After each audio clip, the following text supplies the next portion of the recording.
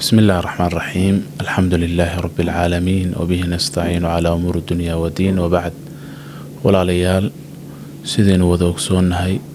وحمركاسي نقصو دواتي بشي رمضان بركة سنيد قف كستو مسلمة أو مؤمنة سو دوين تبشي رمضان وحيوقو فرددا ميلوين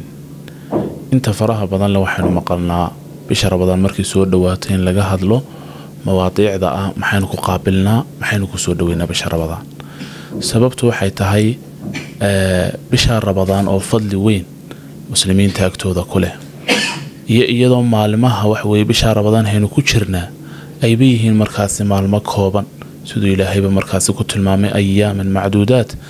oo la tiriyay oo 30 maalmood ama 29 maalmood idan qofka muslimka waxa la gudboon sidoo uga faa'iideysan lahaa uga qaniimeysan lahaa bishar Ramadan waxa weey khayr iyo wanaag Ilaahay dhexdhiga uga faa'iideysan lahaa inuu u sii diyaar garooba waa runtii waa laga maarmaan waxaanu tilmaami doonaa biidnillaahi tacaala dhowr qodob oo qofku ay tahay inuu bishar Ramadan ugu sii diyaar garoobo suu khayrkii wanaag dhexyaa looga faa'iideysto qodobka koobaad waxa weey walaalayaal in Ilaahay subxaanahu wa ta'aala haynu ka barino inuu Ilaahay weydiisano inuu bishayna gaarsiiyo dadkii wanaagsanaa iyo salafkeeni waxay ahaayeen kuwa sanadka dhamaantiiba Ilaahay subxaanahu wa ta'aala bishar Ramadan ka barya lixda bilood ee bishar Ramadan hay soo socoto waxay weydiisan jireen Ilaahay inuu nabad qab ku gaarsiiyo oo kuwa ka faa'iideysta oo ka dhigo lixda bilood ee markaas Ramadan ka dambeeyana amaladii iyo wanaagyadii bishar Ramadan hay qabteen ay Ilaahay subxaanahu wa ta'aala weydiisan jireen inuu Ilaahay subxaanahu wa ta'aala ka aqbalo idan markaas Ilaahay subxaanahu wa ta'aala bi asmaa'il husna wa sifaatihi al-ula waxna ku weydiisanayna in bisha khayr kale uu nagu gaarsiiyo markaas wanaag iyo caafimaad qab iyo inuu naga dhigo kuwii ka faa'iideysta markay gaaraan biidnillaahi tacaala qodobka labaad ee walaalayaal haynu ku qaabileynaa bishaas waxay tahay inaynu markaas ku farxno ku bishaaraysano rasuulku sallallahu alayhi wasallam saxaabada bishan waa u bishaareyn jiray qad jaakum shahru ramadaan shahrun mubaarak wuxuu rasuulku oran jiray waxa idin timiday bishii ramadaan bil barakaysan markaas rasuulku u tirin jiray khayraadka Ilaahay dhexdeeda dhigay waa bil albaabada jannada la furayo albaabada naarta la xirayo shayaatiintii leedinka silsiladay rasuulku wuxuu oran jiray sallallahu alayhi wasallam man hurima khayraha faqad hurim qofka markaas laga leexiyay ee seegay khayrka bishar Ramadan ku sugan kaasa markaas wanaag oo dhan seegay waxa markaas walaalayaal qodobka labaad uu yahay inaynu bisha ku faraxno qofka mu'minka uu sugu karlay يعني مركز تاجدكي iyo soomkii iyo sadaqadii iyo quraan akhriskii qofka naftiisa iyo markaas shaytaanku ay duufsadeena bishan waxa laga yaabaa inuu sii diyaarsaday wixii bisha markaas uu ku maaroobi lahaa ama qaarkood baba wixii markaas halkii wax ku cuni lahaayeen ku afuri lahaayeen ee soonka ay iskaga deyn lahaayeen inay sii diyaarsanayaan idan waxa muhiim ah markaas qofka mu'minkii yani imaatinka bishan Ramadan inuu aad iyo aad ugu farxo qodobka saddexaad walaalayaal ee bishar Ramadan haynu ku soo dhaweyn karnaa wuxuu yahay inaynu markaas si dhaba Ilaahay ugu toobad keeno macaasideena iyo xumaanteena inaynu Ilaahay subxaanahu wa ta'aala u noqono oo bisha hayno soo gasho inako Ilaahay subxaanahu wa ta'aala u toobad keeno Ilaahay subxaanahu wa ta'aala wuxuu leeyahay watuubu ila Allahi jamii'an ayyuhal mu'minuun la'allakum tuflihun dadkii markaas mu'miniinta ahaayo dhamaantiin alla jalla wa ala u toobad keena rasuulku sallallahu alayhi wasallam wuxuu yiri anigu waxaan maalintii Ilaahay u toobad keena 100 jeer baleenaka maxaad inoo maleynaysaa marka qofka mu'minka waxa la gudboon si ay cibaadadu macaan ugu yeelato suu markaas khayrkii wanaag ugu degdego dunuubta cuslaysay inuu markaas bishar Ramadan ka hor u ka toobad keeno waliba toobad markaas shuruudii laga rabay dhameystiratay waxa kamida markaas walaalayaal qofku markaas toobad keenayo inuu la yimaado shuruuda toobada oo ay ugu horeyso inuu lambar 1 uu ka baxo dhammaan dunuubtaas oo dhan oo qalbigiisa ka jaro waa qodobka ugu horeeya qodobka labaad qofka looga baahay waxa weeye inuu go'aansado inuu macaasida una dib ugu noqon qodobka saddexaad waxa weeye inuu markaas ka murugoodo macaasida iyo xumaanta uu soo sameeyay qodobka afraadna waxa weeye inuu markaas toobad keeno xilliyada toobadu markaas la aqbalayo oo ah ka hor intaan markaasi naftu kalxamaha soo gaadhin qofkii amaba markaasi cadceedii halkii ay ka dhacaysay ayna ka soo bixin labada waqti marka laga tago inta ka dhaxaysa waa inuu markaa qofkii toobad keeno xilliga toobada la aqbalayo qodobka shanaadna ilaahay dartii inuu toobad keeno weeyaan culimada qodob lixaad bay ku daraan toobad keenka shuruudeeda oo ah qofku waxaanu ka toobad keenayo haday tahay xaq bin aadam ama cirdigiisa uu dhinac kaga dhacay ama naftiisiiba uu ku gabood falay qof kale ama maalkiisiiba uu dhacay inuu ka xalaashado ayaa markaasi qodobkaasna waa lagu daraa yani markaasi toobadkeenka shuruudeeda marka waxa walaalayaal iyadana haynu ku qaabilaynaa oo qodobka markaasi afaraad noqonaya inay markaasi qalbigeena sii saafiyeyno inaynu qalbigeena sii xalno si markaasi quraanka akhriskiisa iyo qiyaamka taagitaan salaada qiyaamul leelka taagitaankeyga taagnaanta aynu taagnaanayno aynu markaasi ugu sabirno oo aynu markaasi u macaansano waxa muhiim ah qalbigeena inaynu saafi ka sii dhigno iyadana oo markaasi xiqdiga iyo xasadka aynu ka sii saafi garayno waxa rasuulku tilmaamay sallallahu alayhi wasallam xubin ayaa ku jirta jirka haddii xubintaasi hagaagto jirka intiisa kale oo dhan waa hagaagaya balse haddii xubintaas xumaato jirka intiisa kale oo dhan waa xumaanaya alaa wahiya alqalb rasuulku wuxuu sallallahu alayhi wasallam xubintaas waxa weeye qalbiga idan qalbigeena hagaaga xubnaha inteena kan oo dhan ba hagaagaysa qalbigeena xumaada xubnaha inteena kale oo dhan ba xumaanaysa waana markaas halka ilaahay subxaanahu wa ta'ala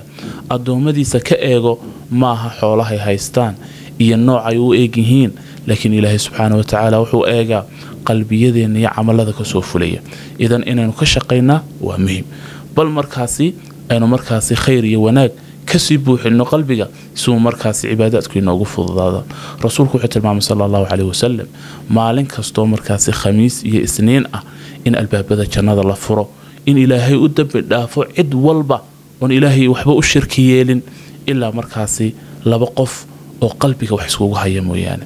rasuulku wuxuu tilmaamay sallallahu alayhi wasallam in markaasi la oranayo anziru haadayni hatta yastaliha war kuwan u kaadiya camaladooda ha soo qaadina ilaa markaasi waxa dhexdooda ay hagaajinayaan waxa markaasi walaalayaal qodob muhiim ah inaynu dadka aynu wax u hayno aynu iska cafino bishan intaynay noo soo gelin qof walba qofkaad wax ugu haysta qalbiga iska cafi rasuulku wuxuu tilmaamay sallallahu alayhi wasallam saddex cisho wax ka badan inayna qofka muslimka u banaanayn in walaalkii uu ka hijroodo oo markaasi uu cadhoodo oo markaasi qalbiga wax ugu qabto haddii markaasi saddexda cisho wixii ka badan ee uu ku soo cadho burburayo dee dembi bi qofkii ku noqonaysa wuxuu rasuulku tilmaamay sallallahu alayhi wasallam qofka u soo degdegay ku bilaaba salaanta ee wajidadabka joojiya kaasa u khayr badan miyana doonahay inaad ka u khayrka badan la noqoto shaydaanka iyo markaasi waswaaskiisa ha qaadan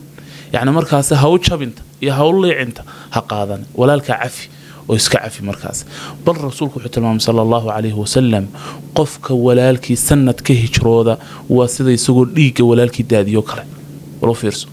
maanta markaasi ehelka iyo qaraabada asxaabta iyo dadka muslimiinta ah waxa laga yaabaa inayna sanawaad wada hadal camaladeennina la qaadi maayo يعني markaas walaalkaana waxaad la mid tahay sidii dhiigiisi qof daadiye idan bisha Ramadaan si khayrkii wanaaga la inooga aqbalo waynaanu walaalihin cafino laabteenu saafi noqoto rasuulku sallallahu alayhi wasallam markii saxaabadiisa uu ku yiri yani markaas albaabka waxa idin ka soo galayeen in ahlu jannaha kamida ee markaas hal nin saddex cishahu ka soo galay ayaa markaas saxaabadii kamida ayaa wuxuu doonay inuu dabagalo bal khayrkii wanaaga uu shaqaysto yani ninkan ahlu jannaha uu soo eego wax kale waa ka waayay saddex habeen markaas uu hooyday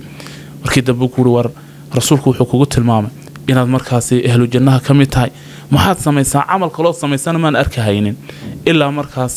yani markaas amalada dadku sameeyaan oo inaad salaadii subax tukanaysiyo yani markaas khayrkii kala had sameynaysa laakiin wax siyaada kugu maan arag wuxuu ku yiri ma seexda habeenkii anigoo qalbigayga wax ugu haya cid markaas saxaabigu wuxuu taas weeyi taad ku mutaysatay jannada ta aanan annakuna karayna waa taa markaas idan qalbigeena inuu xalno inuu dadka cafino jannayna walaalayaal ku mutaysanayna waa qodob muhiim ah intayna Ramadaan inoo soo galin inaynu markaas walaalayaal qulubteena si saafiyano qodobka shanaad walaalayaal waxa muhiim ah iyadana at-takhdiid qorshe iyo balaan inaynu bishii Ramadaan kaga hortagno oo horteed aynu sii qorsheysano haddii bishii Ramadaan iyadoo inoo soo gashay inakan waxba qorsheysan waxa laga yaabaa inay naga baxdo iyadoo markaasi wax weeyaan aynan ka faa'iideysan khayrkii iyo wanaagii dhexyaal waxa muhiim maanta markaasi ahdaaf fara badan ayaa inoo taala bisha Ramadaan oo ay kamid tahay quraankiina inuu dhameeyno sadaqa inta leeg baynu la baxayna waxa weeye wanaag iyo khayrka dhexyaal inta in leeg baynu markaasi sameeynayna waa markaasi qorshe iyo hadaf markaasi hadafku ugu weyn wuxuu yahay kii Ilaahay subhanahu wa ta'ala soomku sharciyay la'allakum tattaqun saad Ilaahu uga boqotaan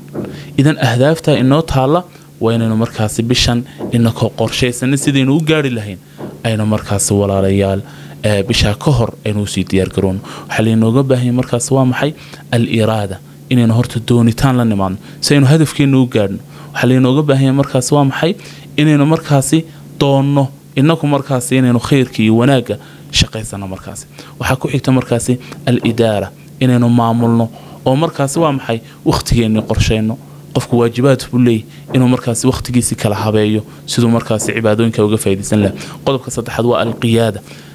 toonitaankaaga iyo markaas hagaajintaada iyo tartiibtaada inaad hadana markaas ka hayso naxwal hadaf dhinaca hadafka oo ka hayso idan markaas walaalayaal waxa muhiim ah inaynu markaas qorshe cad ka siiyelana bisha Ramadaan inayna dhaafin salaada takbiiratul ihraamka inayna dhaafin sadaqada ku dadaalno yaani dhikriga Ilaahay intee baynu akhriyna quraanka imsa jeer baynu khatimayna waxa soo dhan qorshe inooga baahan marka waa inaynu qorshe iyadana sii sameeysan qodobka markaas walaalayaal ugu dambeeya in ku soo gabagabeynayna waxay tahay inaynu aqoon u yeelano bisha Ramadaan oo bisha Ramadaan aynay noo soo galin inakoo markaas jahli kaga sugan qofka waxyaabaha lagu faral yeelay waa waajib inuu barta sida salaada rasuulka sallallahu alayhi wasallam ninkii markaas salaadiisa xumeeyay wuxuu ku yiri irji' fasalli fa innaka lam tusalli naqo oo tuko adigu ma tukane wuxuu ka tagay markaas dhuma'niinada iyo xasiloonida ayuu markaas ka tagay rasuulku wuxuu ku yiri naqo oo tuko ma tukan adigu markaas idan si aan soon kan ilaa inoogu oran maad soomin oo ajarkii wanaagii dhexyaalay aynan markaas ka qadin qofku waa inuu aqoon u yeesho oo si barta ahkaamta maanta meelo fara badan oo laga barta jira culimadaad weydiin kartaa YouTube kaad markaas ka daawan kartaa ahkaamta markaas bisha Ramadaan ku saabsan marka inaynan jahli Ilaahay ku caabudin inuu bisha Ramadaan barano markaas aqoonteedii way rasuulkuna wuxuu yiri innamal ilmu bitta'allum qofku kuma soo dhalanayo markaas cilmiga oo markaas waa maxay يعني كما سودقي وحي أهان وين نبرنا وي إله سبحانه وتعالى وحين ويدي سنين ولا ليال بأسمائه الحسنى وصفاته العلى بشهر رمضان إنه خير قبل نقول جارسيو إنه إلهي نقدر كوا كفايديستا خير كي وناقة كجرا يعني مركاسي إنفر رمضان كفر قبصدا كو إلهي ناره وكحريو كو إلهي سبحانه وتعالى هبين كوين كجرا ليلة القدر جاء والله كل مي إلهي سبحانه وتعالى دمانتين هاي نقدر إنها حسن كسوك بكبين دونا والسلام عليكم ورحمة الله وبركاته.